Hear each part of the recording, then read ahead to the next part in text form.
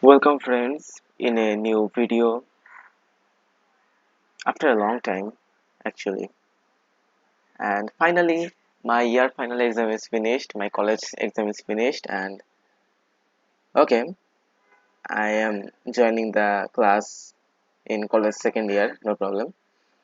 So in this video I will share you a game that I have played and the analysis of that game both in lichess and chess.com.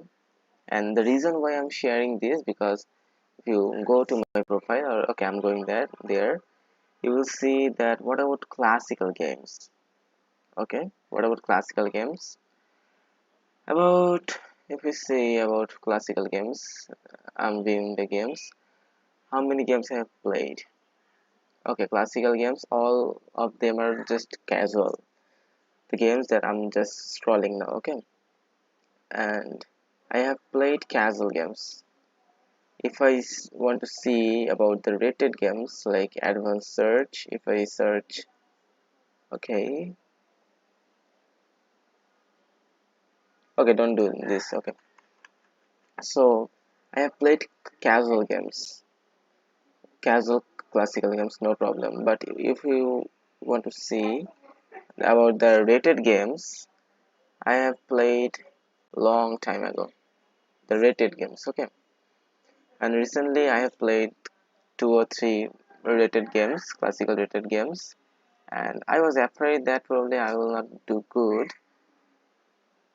as I want to keep my this rating and want to improve myself this 1916, because it shows me I am better than 88% of classical players. It feels good, man. Okay, so the last time I played most probably rated games, that is 3rd June 2024. That means even it's longer than 1 year. Okay, so recently I have played, recently means today, before sometimes I have played a game, classical game. What about rated games? Rated, okay, three classical rated games. Okay, and the first two game I just lost. Okay, I won the first game. The second game I just lost, minus 43 point. And then again, and the game is about 1 hour ago, and I won the game and I got plus 30 elo. Then I thought, if you want to see, okay, e4, e5, knight f6, knight c6, bishop b5, a6. Okay, try to kick out the bishop. Okay, try to kick out the bishop. I take the knight, trading the queen. I like it. And here, I just, uh, I just like want to say, believe me, bro. I casually took the pawn. Why? Because I just calculated that I'm winning that pawn. Why? If you just want to take my knight, then I will capture the bishop, and it will be equal. Like, I have dark square bishop, you have light square bishop. We both have knights, one knights. And what about the pawns? I have one pawn. Okay. And if you just take the bishop, then I will take the knight. So if you capture, then I will capture your bishop. Or if you want to take my pawn, I will take it, and then you will take the knight with your king, and that's it. So what's the benefit here? I don't think so there is any benefit. Wait a minute, I'm winning the pawn, and okay, I don't think so there is any particular benefit. I just casually took that, and okay, I think this is all normal. And then I just start giving a check, and my thinking is, if somehow black or my my opponent try play e8, then I will just capture the pawn in c file and getting a fork, giving a fork. But unfortunately, he is 1800 rated, 1863 he was rated, he or she. So he just played that move, king d8. Then I get the knight, and my thinking is I will play knight b6 and give a I will play knight b6 and give a discover check. Then I will take the rook, but he just covered. Okay, nice. Now I was thinking like I will give a check, somewhere to move, and I don't know what to do exactly. I will take the pawn probably. Then he attacked my pawn. I defended it. Then what happened after some couple moves? Okay, here I think I will not let you to take the pawn, so just covered it. And then what I should do? I just thought that if you take the pawn, I take, you take, I take. Okay, no problem. But I think let's defend. And getting the knight here is just putting much pressure, more pressure than ever. Okay, so also try to defend it. And here I intentionally played a4 so that if you want to take, I will try to win that pawn, and then just like feeling somehow if I can get a advantage here. And now okay, and now I just set a kind of, you can say, like trap. Like if you wherever you move the bishop, this bishop will be still guarding the c6 square. But then I just have done a mistake. What? I should have played rook b1, but I played rook b2 and the bishop just pinned my rook. And then I think, okay, I'm getting a fork now, and he just took.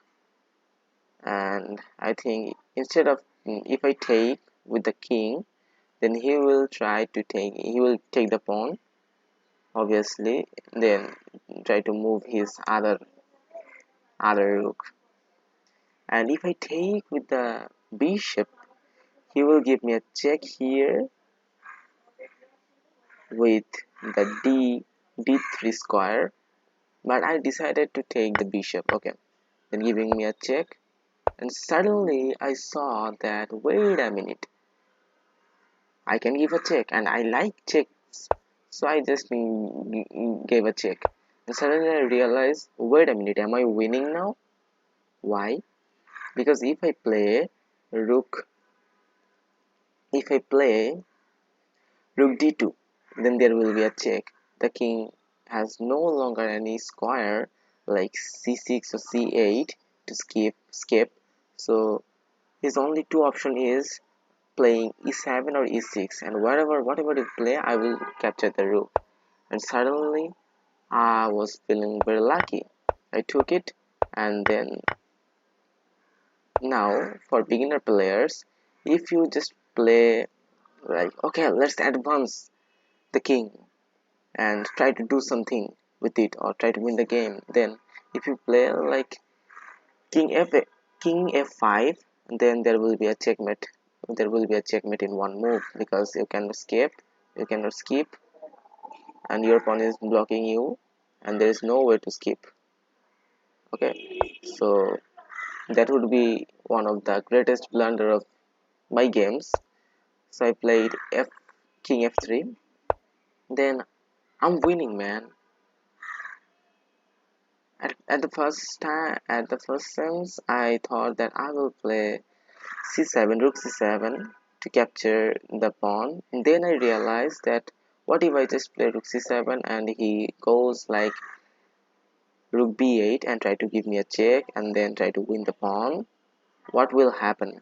My king has no square to go, has no way to go to f5. So I think, okay, let's bring the knight. If you try to attack my knight with playing rook c8, then I will give you a fork, and I will win. And suddenly I think, wait a minute, am I winning? Why? Because this rook is blocking all the path, like f7, g7, h7, and the two pawn is blocking. What are they blocking? They're blocking f5 and h5. Then I think, okay, let's give a check. And suddenly I realized that, wait a minute, you have 1, 2, 3, 4 options, and I'm winning somehow. If you just play h6, why? He played h6. Nice blunder. I give a check. Only move is g6, and then there is checkmate. And after the game, I just being so curious, like, wait a minute, how I just find that great move. Okay, let me analyze this position. And then I just analyze the position, and you see the accuracy is 95%, and I'm pretty much happy with it.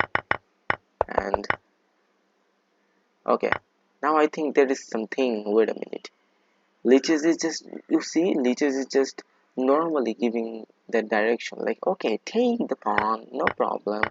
So I don't think so that there is much higher possibility to see. Okay, that was an inaccuracy. Then I think, okay, let's analyze that same game with chess.com.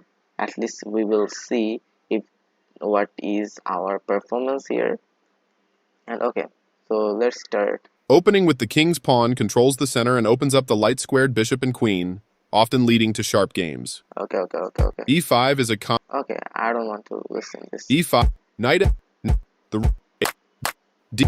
This all were good move. This is not the right idea. Okay, this was an inaccuracy. This defends a knight that was under attack and had no defender. This leads to losing a pawn. Capturing while sacrificing the knight was the right idea. This now wins a pawn. Okay, you see, man? This capturing while sacrificing the knight was the right idea. This wins a pawn. But how? I'm not sure about that. Right on. That bishop was free for the taking. This is the only good move. Only good move? But I haven't realized the game is still close to equal, but white lost their advantage. A very strong. This blocks the attack on a pawn. One of the best moves. One of the best moves. This is the strongest option. Okay. Very precise. Very precise. Why? Okay. Let's see the brilliant move again. Capturing while sacrificing the knight was the right idea. This wins a pawn. Okay. This was the tactic. Unfortunately, this is the strongest option. This is a brilliant move. Which I haven't realized. This gives away a free pawn. Wait, what? How? Show free piece. Okay, no problem. I will win this anyway. That pawn was free for the taking. 10%. Okay, no problem. A clear recapture.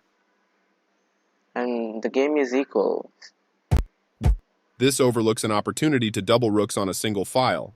This allows the opponent to win a tempo by threatening a rook. Okay.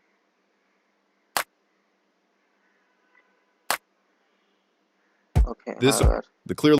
This permits the opponent to eventually win a pawn. How? Are you crazy?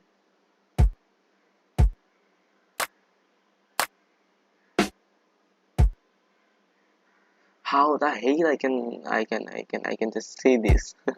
This misses an opportunity to tactically win a pawn. This threatens to win a rook through a skewer. How? Okay, a skewer. If you take it, I will take. Okay.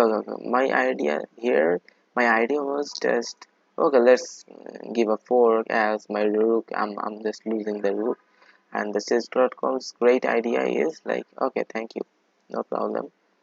You just take or something, like I will play rook b8. Whenever he moves, I will take the rook and attacking the, okay, no problem. A straightforward recapture. And this was the best move, of course. This is the only move that works. This evades the check from the rook. Okay. This allows the opponent to eventually win a rook. Okay, you see, eventually win a rook. How? This is the way to win a rook. This is the only good move. Wait a minute, how many great moves I have played? This evades. I need to see this. A clear recapture. Whatever I play this move, this is a blunder. Give This me a permits the blunder. opponent to checkmate the king. That's me. Okay. White's knight has moved. A solid choice. Now 100% accuracy. Right on most target. probably. This allows the opponent to force eventual checkmate. So Right I on think target. it should be a blunder. And the game is over. So, wait a minute, let me see the highlights. White kept their eye out for endgame tactics and was rewarded with a victory. Okay, so my accuracy is, according to lichess, my accuracy is 95% and only 2 inaccuracy. And according to chess.com, I have 2 mistakes and my accuracy is 92.9%, that means close to 93%. And it would be better if lichess show the performance that what is my performance in this game. But in this game my performance is 2400, my opponent's performance is 2100, and my accuracy is in the opening 98%, middle game 87%, and in game 95%. And my opponent's accuracy is 92% at the first, close to 93%, then 92%, and then 54% in the in-game. That's over.